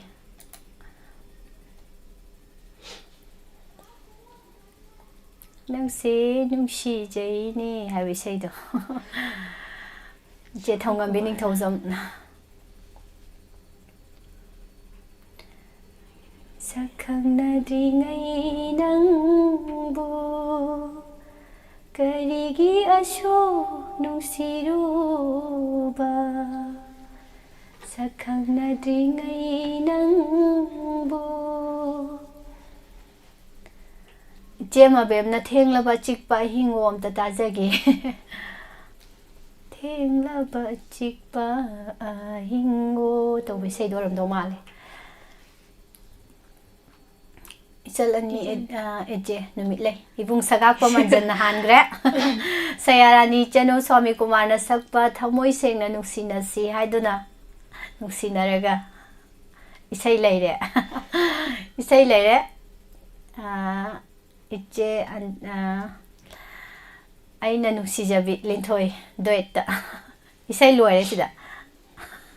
Say home lay ko mayam lauthok sari sini say khanbiro haibagi comment sigi makhada ibung sagakpam anjanna ejegi numit lay khalakre mathangda sayarani chanuna swami kumar na sakpa thamoi sengna nungsi na si haiduna nungsi na raga karigi achumna nungsi nay haibaki riba mathang sana linthoi na aina nungsi jabi duet khankre Adudi mayam matam yam low da bida ꯏꯁꯩꯁꯦ ꯐꯠ ꯂꯥꯎꯅ ꯇꯥꯃꯤꯟꯅꯔꯁꯤ ꯃꯇꯝꯁꯨ ꯌꯥꯝ ꯂꯩꯇ꯭ꯔꯦ ꯅꯨꯃꯤꯠ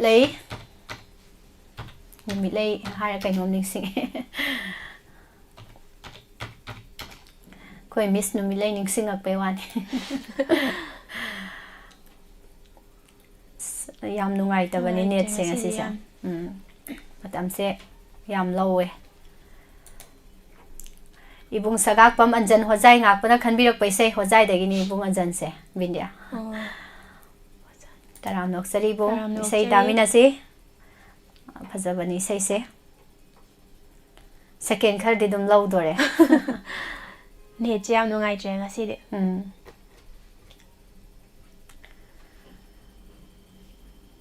henjela e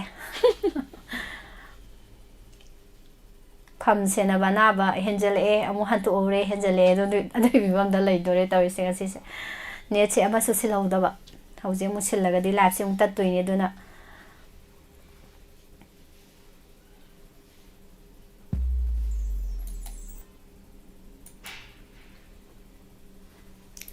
ꯉꯁꯤꯗꯤ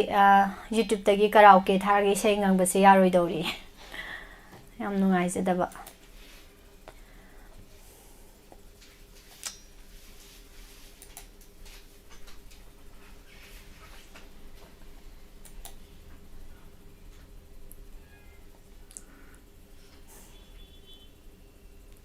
그만이 떠오니 더 시대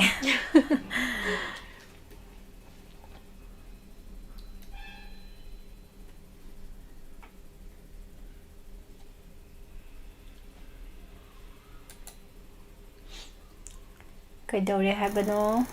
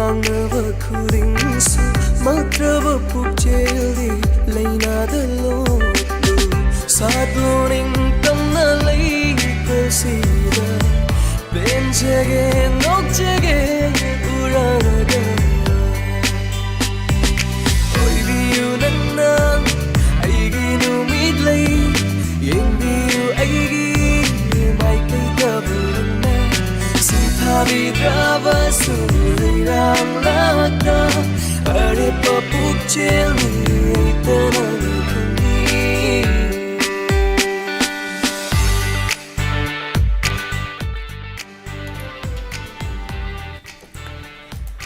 ꯊꯥꯒꯠꯆꯔꯤ ꯕꯨꯡ ꯑꯟꯖꯟ ꯏꯁꯩ ꯐꯖꯕ ꯑꯃ ꯈꯟꯕꯤꯔꯛꯄ ꯂꯩꯅꯥ ꯐꯖꯕꯤ ꯒꯥꯏꯇ꯭ꯔꯤ ꯌꯦꯡꯈꯣꯝ ꯃꯤꯁ ꯏꯁꯩ ꯈꯟꯕꯁꯦ ꯅꯨꯡꯇꯤꯒꯤ ꯁꯨꯃꯥꯏꯅ ꯈꯟꯁꯤ ꯐꯅ ꯑꯗꯨꯝ ꯅꯨꯡꯉꯥꯏ ꯅꯨꯡꯉꯥꯏꯅꯤ ꯅꯨꯡꯉꯥꯏꯕꯗ ꯁꯤꯗꯣꯔꯦ ꯑꯗꯨꯅꯦ ꯑꯩꯈꯣꯏꯗꯤ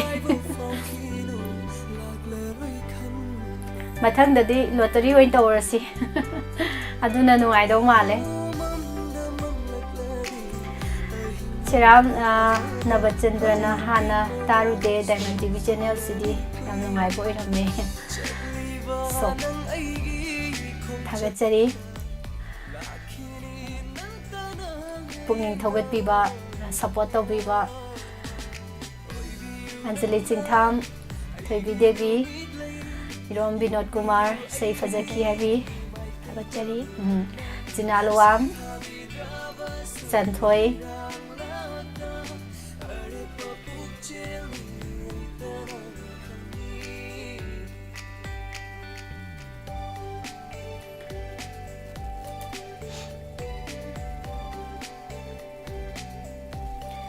ꯁꯨꯃꯥꯏꯅ ꯇꯧꯕꯁꯨ ꯌꯥꯏꯀꯣ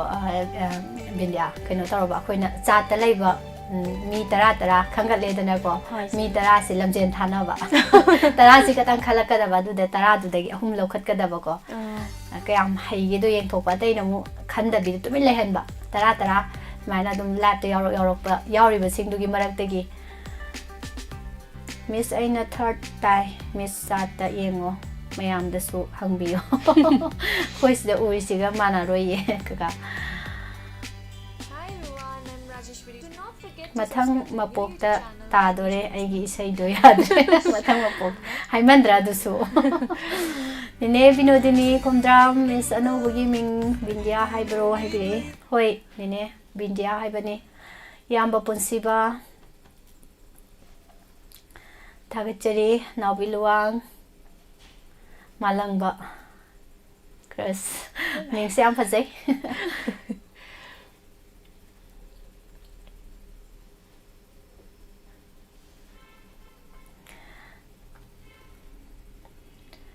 ꯅꯦꯅꯦ ꯍꯦꯂꯦꯟ ꯃꯣꯏꯔꯥꯡ ꯈꯨꯅꯧ ꯂꯂꯥꯝꯕꯨ ꯏꯃꯣꯅ ꯁꯛꯄ ꯀꯨꯃꯣꯜ ꯑꯃ ꯂꯥꯛꯄꯁꯤꯗ ꯍꯥꯏꯕꯗꯣ ꯈꯟꯕꯤꯔꯛꯄꯅꯤ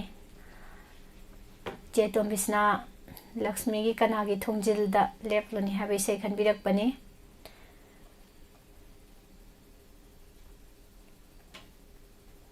ꯊꯥꯒꯠꯆꯔꯤ ꯃꯊꯪꯒꯤ ꯏꯁꯩ ꯑꯃꯨꯛ ꯂꯧꯈꯠꯆꯒꯦ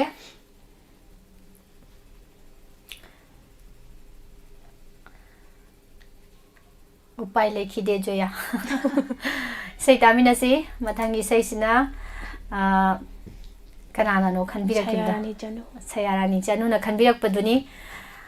ꯊꯃꯣꯏ ꯁꯦꯡꯅ ꯅꯨꯡꯁꯤꯅꯁꯤ ꯍꯥꯏꯔꯒ ꯅꯨꯡꯁꯤꯅꯩ ꯍꯥꯏꯕꯗꯤ ꯀꯔꯤꯒꯤ ꯀꯤꯔꯤꯅꯣꯗꯣ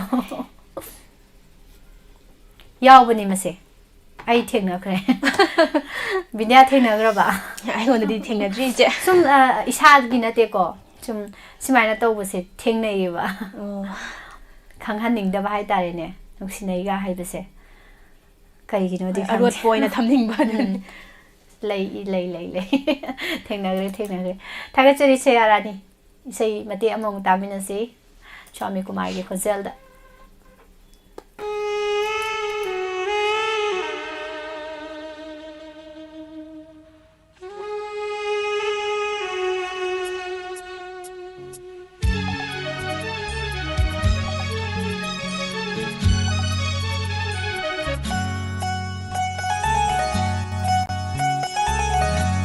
ꯊꯃꯣꯏ ꯁꯦꯡꯅ ꯅꯨꯡꯁꯤꯅꯁꯤ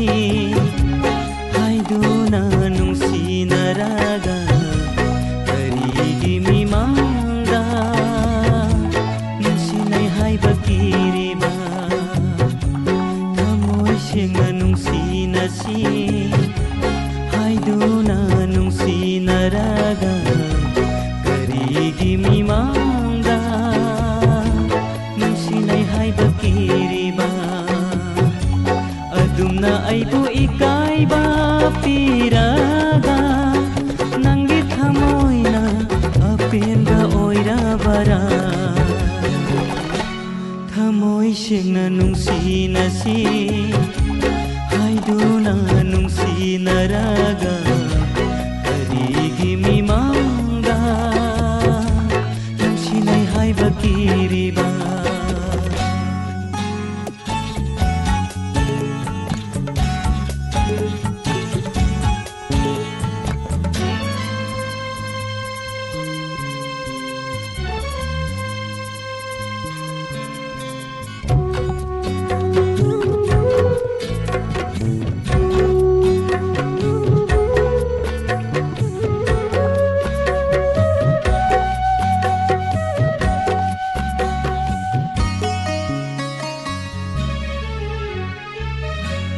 ꯑꯔꯣꯟꯕ ꯅꯪꯒꯤ ꯅꯨꯡꯁꯤ ꯑꯁꯥꯗ ꯑꯩꯅ ꯃꯔꯝ ꯑꯣꯏꯗꯨꯅ ꯑꯌꯦꯠꯄ ꯑꯣꯏꯔꯕꯔꯥ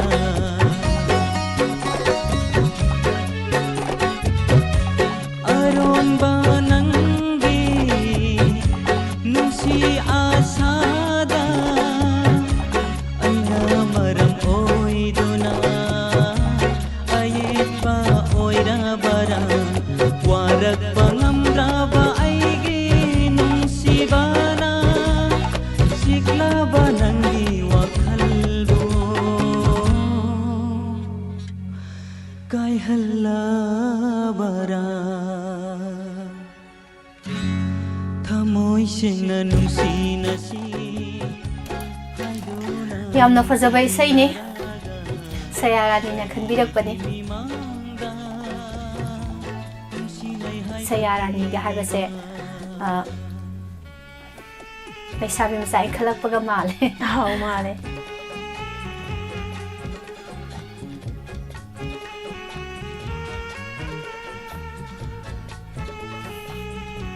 ꯂꯣꯇꯔꯤ ꯎꯠꯄꯤꯌꯣ ꯂꯣꯇꯔꯤ ꯇꯧꯁꯦ ꯃꯊꯪꯗ ꯑꯃꯨꯛ ꯉꯁꯤꯒꯤꯗꯤ ꯑꯁꯨꯝꯅ ꯂꯣꯏꯁꯤꯜꯂꯛꯈꯤ ꯆꯥꯠꯇ ꯏꯁꯩ ꯈꯟꯕꯒꯤ ꯄ꯭ꯔꯣꯒ꯭ꯔꯥꯝ ꯏꯁꯩ ꯑꯃꯈꯛ ꯉꯥꯏꯁꯜꯂꯛꯑꯦ ꯑꯔꯣꯏꯕ ꯑꯍꯨꯝꯁꯨꯕ ꯏꯁꯩꯁꯦ ꯀꯅꯥꯒꯤ ꯑꯣꯏꯗꯣꯏꯅꯣ ꯂꯤꯟꯊꯣꯏꯅ ꯈꯟꯕꯤꯔꯛꯄ ꯏꯁꯩꯅꯦ ꯑꯍꯨꯝꯁꯨꯕ ꯏꯁꯩ ꯑꯔꯣꯏꯕꯁꯨ ꯑꯣꯏꯔꯗꯣꯏꯅꯦ ꯁꯤꯅ ꯏꯁꯩ ꯑꯁꯤꯅ ꯑꯩꯅ ꯅꯨꯡꯁꯤꯖꯕꯤ ꯗꯨꯋꯦꯠ ꯑꯣꯏꯅ ꯇꯥꯒꯦ ꯍꯥꯏꯔꯛꯄꯅꯤ ꯉꯍꯥꯟꯈꯩꯗꯤ ꯅꯥꯃ ꯅꯥꯃ ꯈꯛꯇ ꯇꯥꯕꯅꯦꯕꯀꯣ ꯑꯗꯣ ꯂꯤꯟꯊꯣꯏꯅ ꯉꯁꯤꯗꯤ ꯗꯨꯋꯦꯠ ꯇꯥꯁꯦꯅ ꯈꯟꯕꯤꯔꯛꯄꯅꯤ ꯌꯥꯝ ꯅꯨꯡꯉꯥꯏ ꯊꯥꯒꯠꯆꯔꯤ ꯂꯣꯏꯁꯤꯜꯂꯛꯄꯗ ꯏꯁꯩ ꯁꯨꯝ ꯈꯨꯗꯣꯜ ꯇꯝꯖꯒꯦ ꯑꯗꯣ ꯏꯁꯩꯁꯤꯃ ꯑꯃꯨꯛ ꯇꯥꯃꯤꯟꯅꯁꯤ ꯂꯤꯟꯊꯣꯏꯅ ꯈꯟꯕꯤꯔꯛꯄ ꯑꯩꯅ ꯅꯨꯡꯁꯤꯖꯕꯤ ꯁꯦꯝ ꯃꯟꯗꯥꯀꯤꯅꯤ ꯑꯃꯗꯤ ꯁꯥꯔ ꯖꯦꯝꯁ ꯑꯅꯤ ꯄꯨꯟꯅ ꯁꯛꯃꯤꯟꯅꯕ ꯏꯁꯩꯅꯤ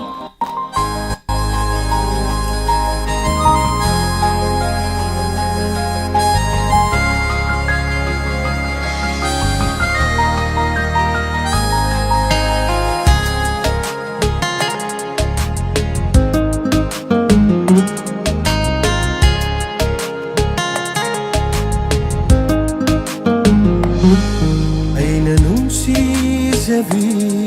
La la la la la la ꯑꯩꯅ ꯈꯣꯏꯗꯥꯖꯕꯤ ꯑꯩꯅ ꯅꯨꯡꯁꯤꯖꯕꯤ ꯑꯩꯅ ꯈꯣꯏꯗꯥꯖꯕꯤ ꯅꯪꯇꯅꯤ ꯄꯨꯟꯁꯤꯒꯤ ꯅꯪꯇꯅ ꯂꯣꯏꯖꯔꯦ ꯑꯩꯒꯤꯗꯤ ꯊꯋꯥꯏꯅꯤ ꯅꯪꯇꯅ ꯂꯣꯏꯖꯔꯦ ꯑꯩꯒꯤꯗꯤ ꯊꯋꯥꯏꯅꯤ ꯅꯪꯇꯅ ꯑꯩꯒꯤ ꯄꯨꯟꯁꯤꯅꯤ ꯄꯨꯟꯁꯤꯅꯤ ꯑꯩꯅ ꯅꯨꯡꯁꯤꯖꯕꯤ ꯑꯩꯅ ꯈꯣꯏꯗꯥꯖꯕꯤ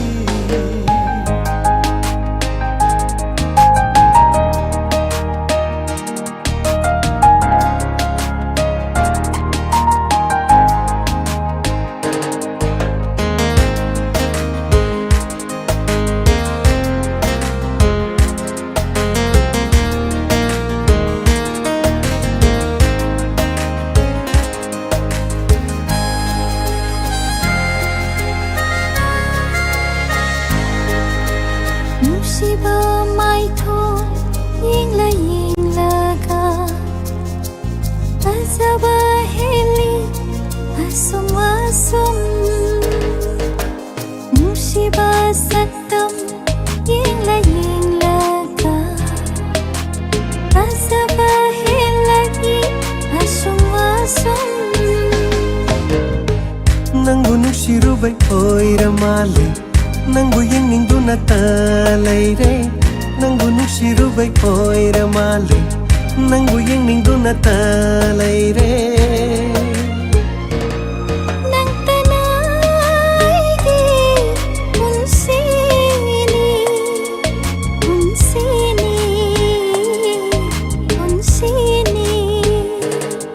Aina nungsijabi Aina koidajabi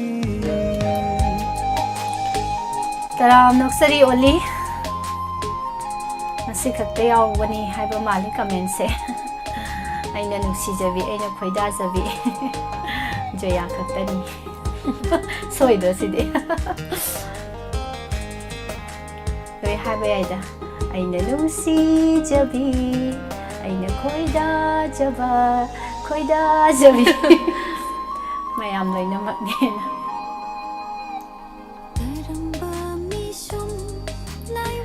Mangal guru mayum taram nuksari loislakpagi do yawsale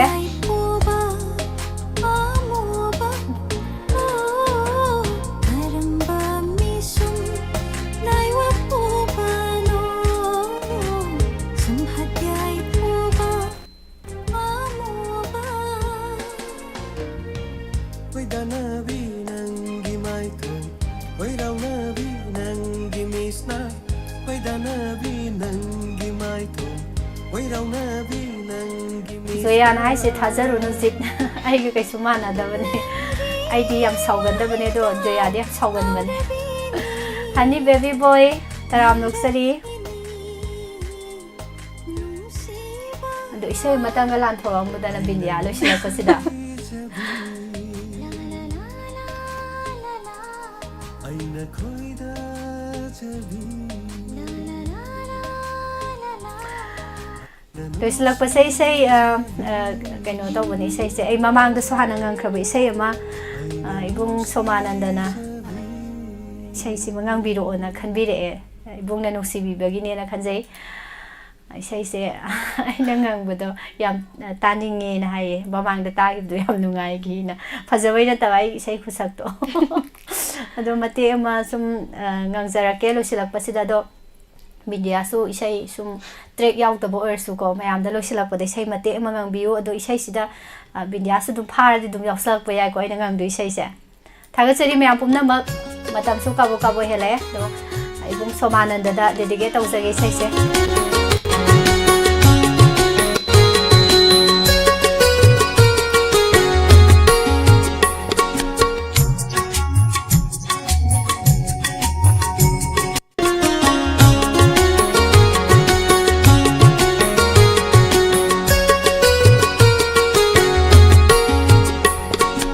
Yengjaraga penjai thamoina Hongamdrabasu wahina Mikka mikka chanaba Thamoi mana pamjarui Mikka mikka chanaba Thamoi mana pamjarui Yengjaraga penjai thamoina Hongamdrabasu wahina Mikka mikka chanaba Thamoi mana pamjarui Mikka mikka chanaba Thamoi mana pamjarui Yengjaraga penjai thamoina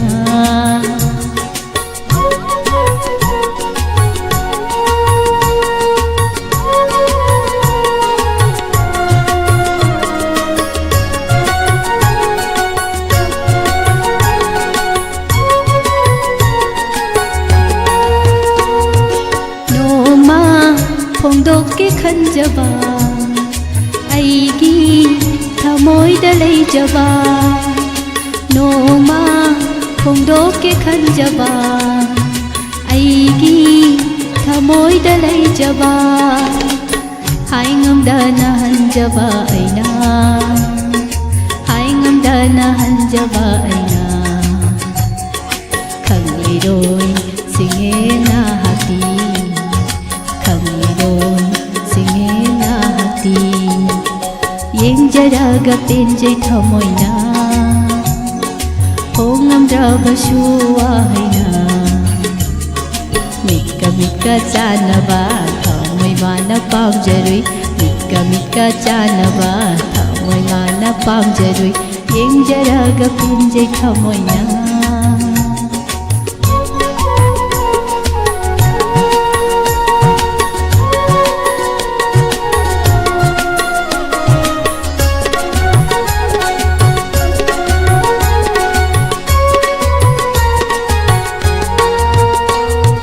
ꯀꯥꯟꯅꯗ꯭ꯔꯕ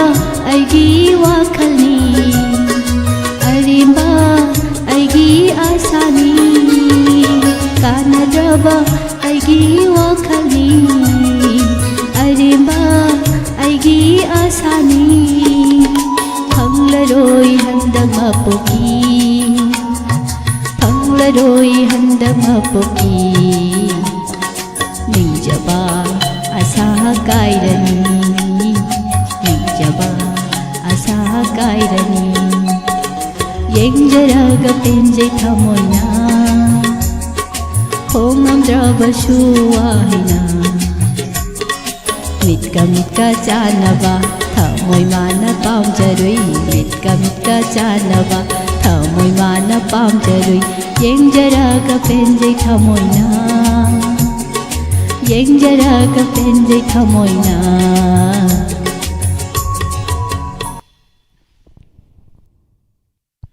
ꯁꯛꯄ ꯌꯥꯝ ꯅꯨꯡꯉꯥꯏꯕ ꯏꯁꯩꯅꯦ ꯇꯥꯕ ꯅꯨꯡꯉꯥꯏꯈꯤꯕ꯭ꯔꯥ ꯕꯤꯟꯗꯤꯌꯥ ꯉꯥꯏꯒꯤꯁꯦ ꯕꯤꯟꯗꯤꯌꯥꯁꯨ ꯉꯪꯍꯧꯕ꯭ꯔꯣ ꯃꯈꯣꯟ ꯊꯣꯛꯇꯅ ꯇꯝ ꯇꯝꯅ ꯉꯪꯈ꯭ꯔꯦ ꯏꯁꯩꯗꯣ ꯈꯪꯉꯝꯃꯗꯤ ꯉꯁꯥꯏꯅ ꯃꯥꯏꯀ꯭ꯔꯣꯐꯣꯟ ꯄꯤꯁꯜꯂꯛꯑꯝꯗꯧꯅꯤꯅꯦ ꯑꯩꯗꯤ ꯏꯁꯩ ꯑꯔꯤꯕꯁꯦ ꯁꯨꯝ ꯉꯪꯉꯝꯃꯣꯏꯗ꯭ꯔꯥꯅ ꯑꯩꯗꯤ ꯑꯔꯤꯕꯁꯦ ꯌꯥꯝ ꯄꯥꯝꯖꯩ ꯏꯁꯩꯁꯦ ꯑꯗꯨꯝ ꯑꯌꯥꯝꯕꯅ ꯑꯩꯅ ꯉꯪꯕ ꯏꯁꯩꯁꯦ ꯑꯔꯤꯕꯗ ꯑꯗꯨꯝ ꯉꯪꯉꯦꯕꯀꯣ ꯑꯗꯨ ꯀꯃꯥꯏꯅ ꯇꯧꯁꯦꯕ ꯕꯤꯟꯗꯤꯌꯥꯒꯤꯗꯤ ꯀꯃꯥꯏꯅ ꯇꯧꯁꯦꯕ ꯂꯣꯏꯁꯤꯜꯂꯛꯄꯁꯦ ꯑꯃꯇꯪꯗꯤ ꯉꯪꯍꯟꯅꯤꯡꯉꯦ ꯐꯖꯕ ꯑꯃ ꯕꯤꯟꯗꯤꯌꯥꯅ ꯁꯨꯝ ꯉꯪꯕ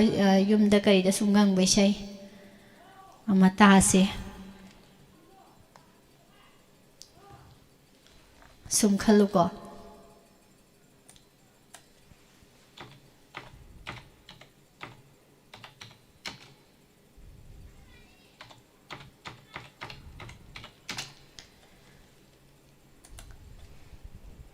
ꯀꯃꯥꯏꯅ ꯇꯧꯁꯤꯒꯦ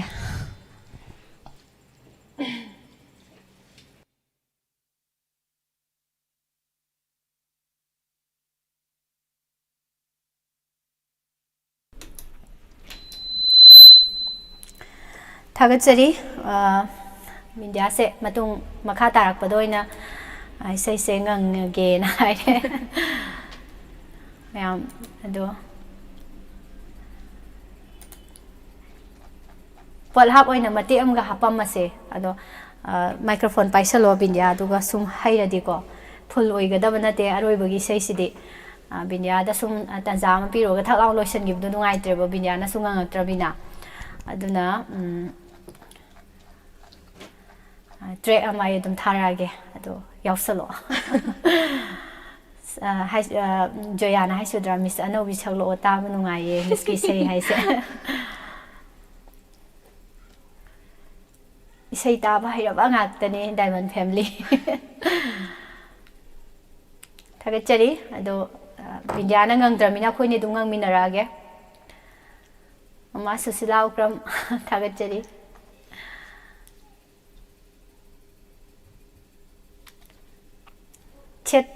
ꯁꯦꯠ ꯑꯣꯏꯕ ꯏꯁꯩꯅꯤ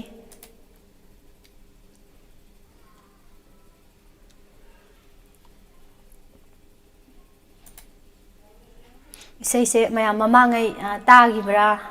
ꯍꯥꯏꯐꯦꯠ ꯅꯤꯡꯁꯤꯡꯕꯤꯌꯨ ꯂꯣꯏꯕꯧ ꯇꯧꯖꯔꯣꯏ ꯃꯇꯦꯡ ꯈꯛ ꯇꯧꯖꯔꯛꯀꯦ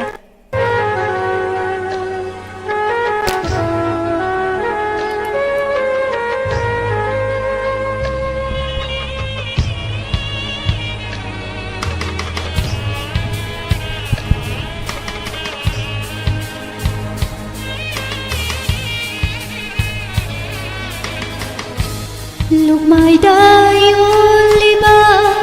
lại đi mà poni maman biraga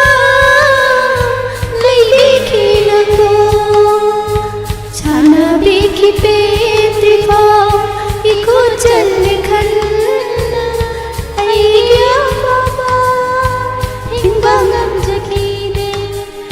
ꯂꯨꯛꯃꯥꯏꯗ ꯌꯣꯜꯂꯤꯕ ꯂꯥꯏꯙꯤꯒꯤ ꯃꯄꯣꯛꯅꯤ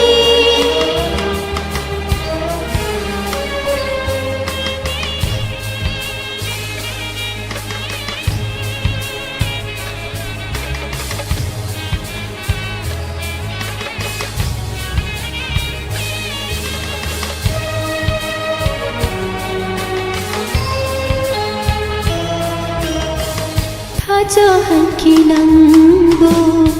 ꯂꯧꯅꯝꯒꯤ ꯋꯥꯍꯩꯅ ꯅꯣꯛꯆꯈꯤ ꯍꯔꯥꯎꯅ ꯇꯉꯥꯡꯕꯤ ꯆꯤꯄꯥꯅ ꯂꯪꯖꯈꯤ ꯏꯔꯥꯜ ꯀꯌꯥ ꯆꯝꯂꯕꯤ ꯅꯉꯣꯟꯗ ꯐꯥꯎꯔꯛꯂꯤ ꯆꯩꯅꯥꯈꯣꯡ ꯉꯁꯤ ꯊꯃꯣꯏꯅꯨꯡꯗ ꯐꯣꯡꯗꯣꯛꯇꯅ ꯆꯥꯛꯂꯛꯂꯤꯕ ꯀꯥꯏꯅꯕꯩ ꯃꯩꯆꯥꯛꯅ ꯑꯩꯒꯤ ꯊꯃꯣꯏ ꯂꯀꯥꯅꯨꯡꯗ ꯃꯩ ꯋꯥꯏꯔꯛꯂꯤ ꯅꯣꯏꯅ ꯅꯪꯒꯤꯗꯃꯛ ꯀꯠꯊꯣꯛꯂꯒꯦ ꯄꯨꯟꯁꯤ ꯂꯨꯛꯃꯥꯏꯗ ꯌꯣꯜꯂꯤꯕ ꯂꯥꯏꯙꯤꯒꯤ ꯃꯄꯣꯛꯅꯤ ꯃꯃꯜ ꯄꯤꯔꯒ ꯂꯩꯕꯤꯈꯤ ꯅꯪꯕꯨ ꯂꯨꯛꯃꯥꯏꯗ ꯌꯣꯜꯂꯤꯕ ꯂꯥꯏꯙꯤꯒꯤ ꯃꯄꯣꯛꯅꯤ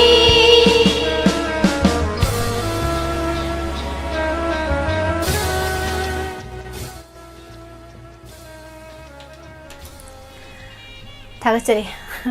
ꯁꯨꯝ ꯃꯇꯦꯛ ꯑꯃ ꯏꯆꯤꯜ ꯏꯅꯥꯎ ꯁꯛꯃꯤꯟꯅꯕꯅꯤ ꯑꯁꯨꯝꯅ ꯂꯣꯏꯁꯟꯁꯦ ꯉꯁꯤꯒꯤꯗꯤ ꯂꯥꯏꯞ ꯆꯥꯠꯁꯦ ꯑꯗꯣ ꯃꯌꯥꯝ ꯃꯊꯪꯗꯗꯤ ꯂꯣꯇꯔꯤ ꯑꯣꯏꯅ ꯇꯧꯖꯔꯒꯦ ꯃꯌꯥꯝ ꯗꯥꯎ ꯑꯃꯨꯛ ꯌꯦꯡꯃꯤꯟꯅꯔꯁꯤ ꯂꯣꯇꯔꯤꯗ